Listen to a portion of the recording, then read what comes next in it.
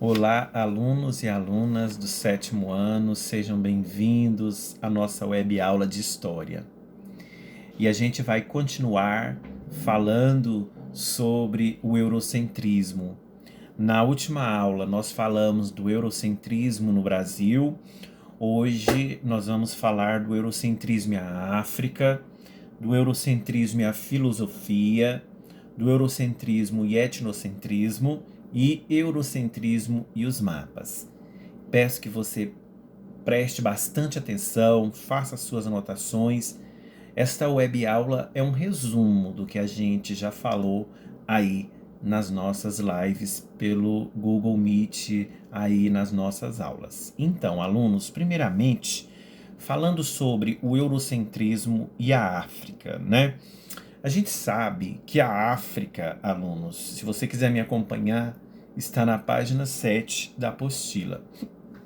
A gente sabe que a África, ele é um vasto continente que abriga várias etnias e sociedades.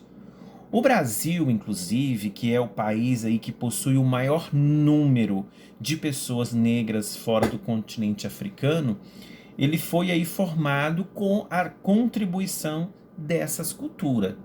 Então, as culturas, né, que a gente sempre fala afro-brasileiras, foram aquelas culturas que nós herdamos aí desses negros, já que o nosso país é o país que possui o maior número de negros fora da África.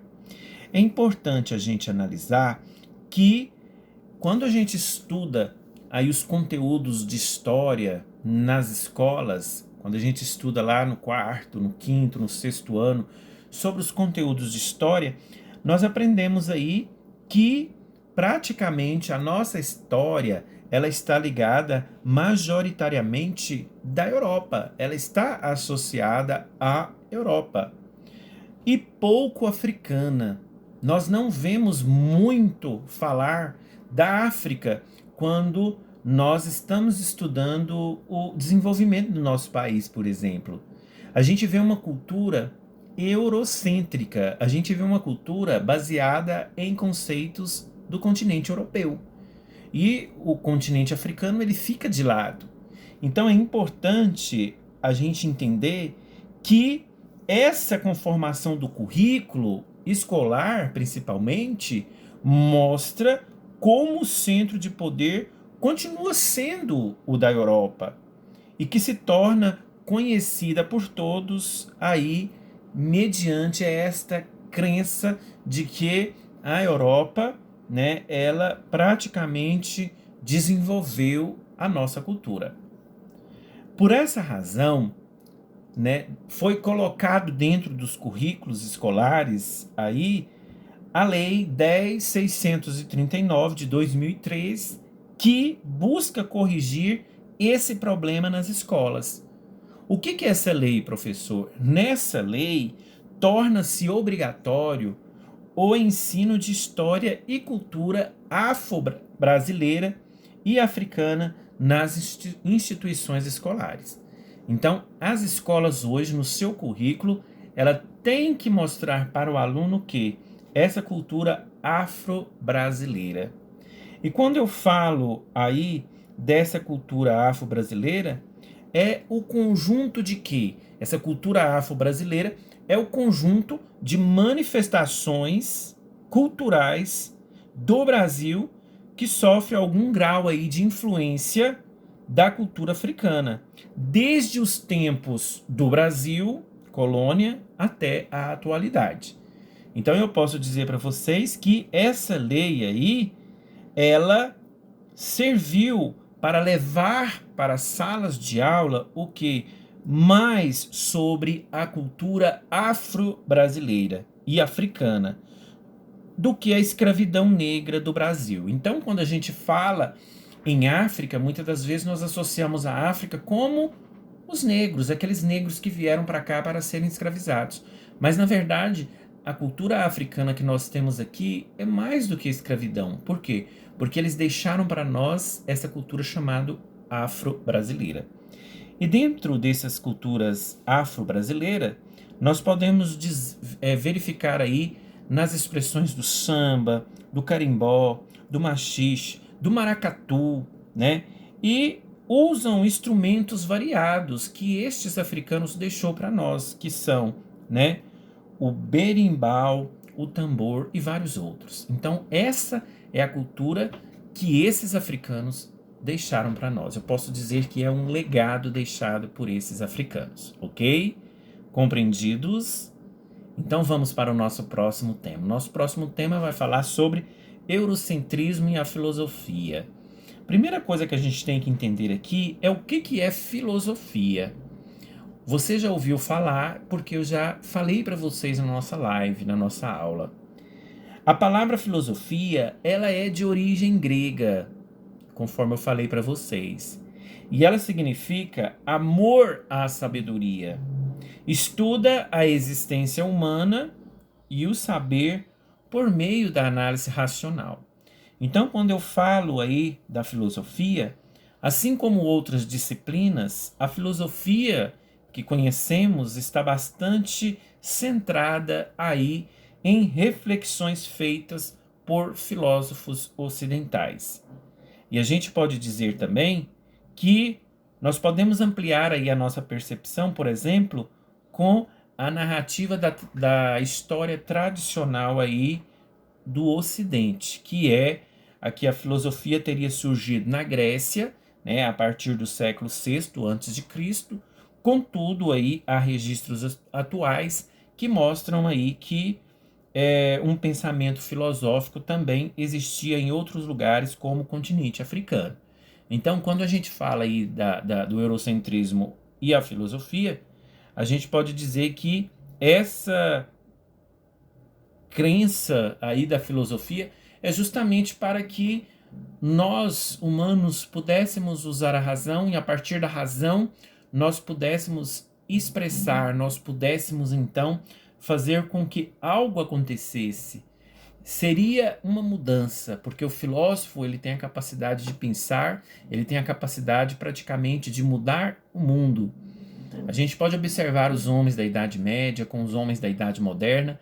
A gente pode observar que a partir do momento que houve, por exemplo, aí o iluminismo, os homens eles começaram a usar a razão para chegar à felicidade, para chegar aí ao entendimento.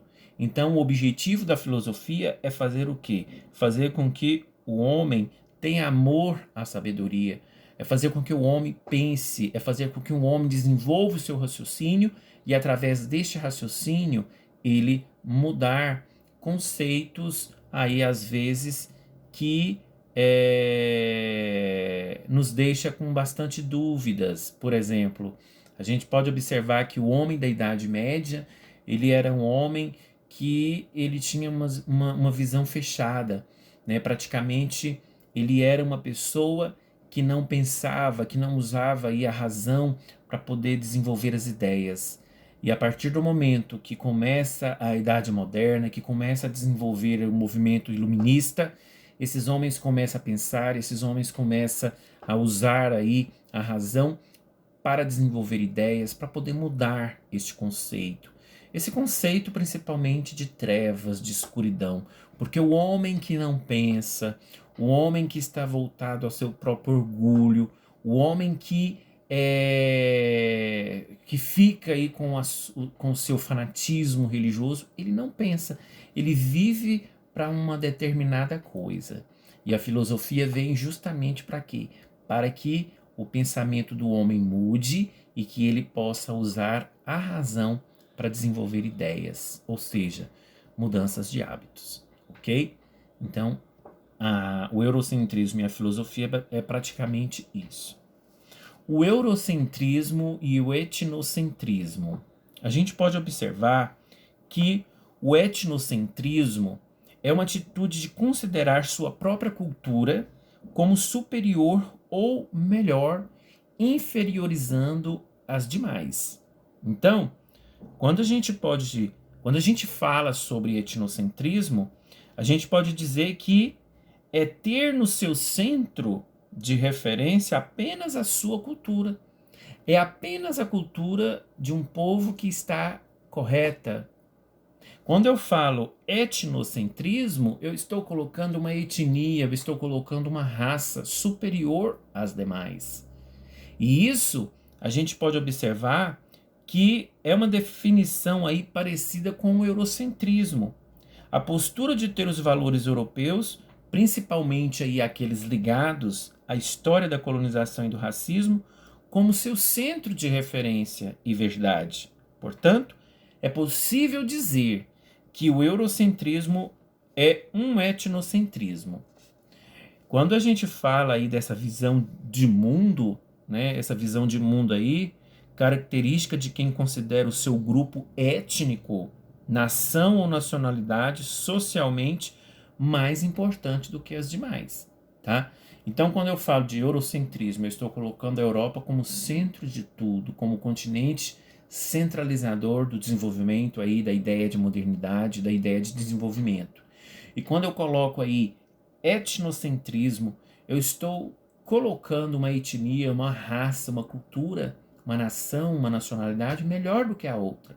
Então, quando eu estudo isso, eu tenho que entender aí que é uma questão que vai gerar posteriormente o que? Violência, né?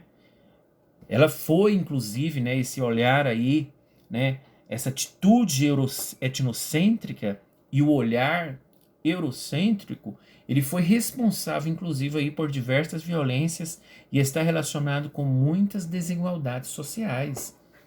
Este é o perigo de colocar algo melhor do que o outro. A partir do momento que eu coloco uma nação, que eu coloco uma etnia, que eu coloco um continente melhor do que o outro, automaticamente eu vou gerar conflito, eu vou gerar aí uma confusão muito grande. Por quê? Porque vai nascer desigualdades sociais, tá bom? Então eu espero que vocês tenham compreendido essa diferença de etnocentrismo com eurocentrismo. Eurocentrismo e etnocentrismo, tá bom?